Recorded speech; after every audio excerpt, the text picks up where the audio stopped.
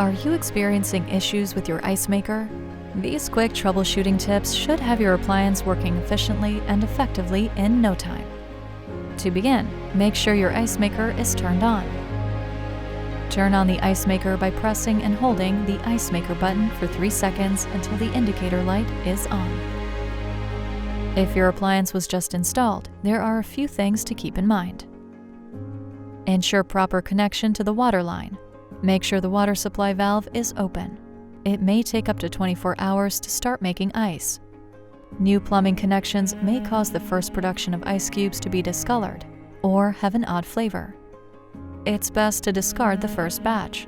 For ice makers that are not making any ice at all, check that the water supply line isn't kinked.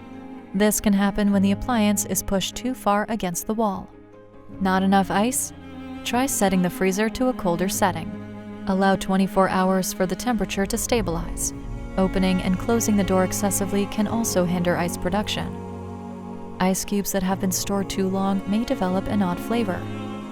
To avoid this, empty the ice bin and make a new batch of ice.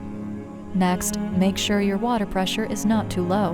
Note, if you are using a reverse osmosis system, it's normal for it to go below 20 psi during the regenerative phase. What if your ice cubes are freezing together? This happens if the ice is not used frequently or there's been an extended power outage. To ensure ice stays separated, occasionally shake the ice container. Or simply remove the ice container, discard the ice, and make a fresh batch. Check your ice bin a few times a month and discard any large clumps you find.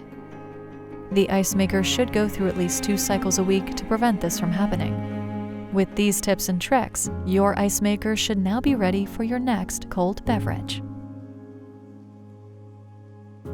For more information and tips, reference your use and care manual or visit us online on the Electrolux website. For better living, Electrolux.